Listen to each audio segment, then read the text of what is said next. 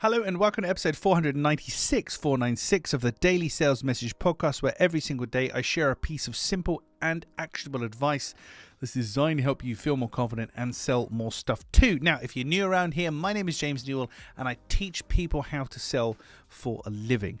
And for me, that comes in two very distinct components. It starts with having what I call a clear sales message. People have got to understand what you're trying to sell to them.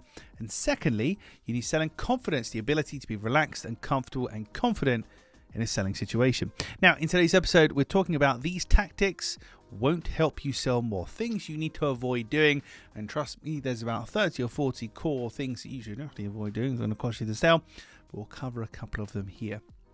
The first one is being too pushy, believing that you have to push or convince or cajole your buyer into buying from you.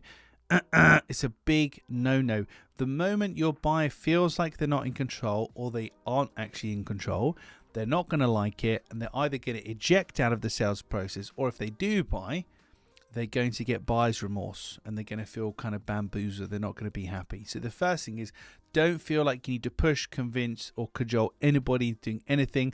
That is literally not how selling works. Your buyer has to be in control and feel in control at all times for things to move forward. The second one is being too critical. You very likely solve a problem with your product or service. And what you mustn't do is describe the problem that you solve in a way that offends the buyer.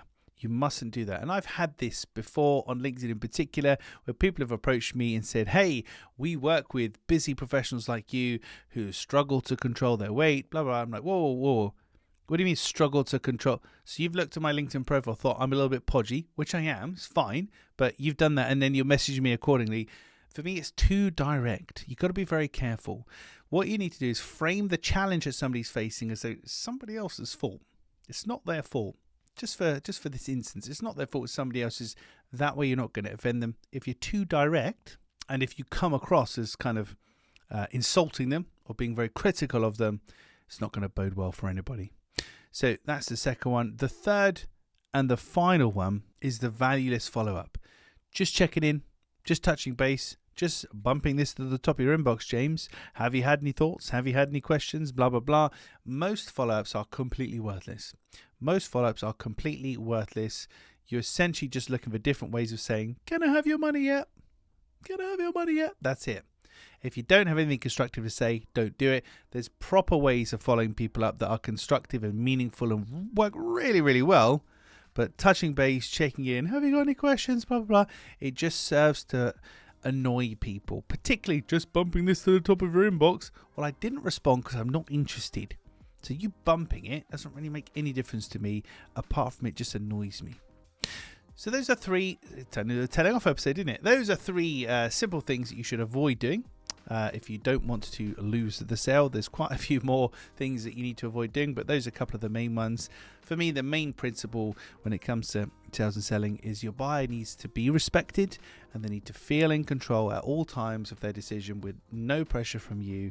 They need to be asking to buy rather than you trying to sell to them. And I know that sounds like a perfect world theory thing, but if that's what you strive for in your communications, life is a lot easier. Trust me.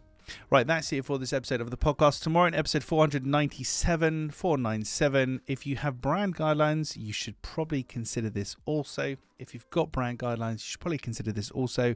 I'll explain more about that in tomorrow's episode. In the meantime, thank you for listening or watching all the way to the end. I do appreciate it. I'll catch you tomorrow for another exciting edition of the Daily Sales Message.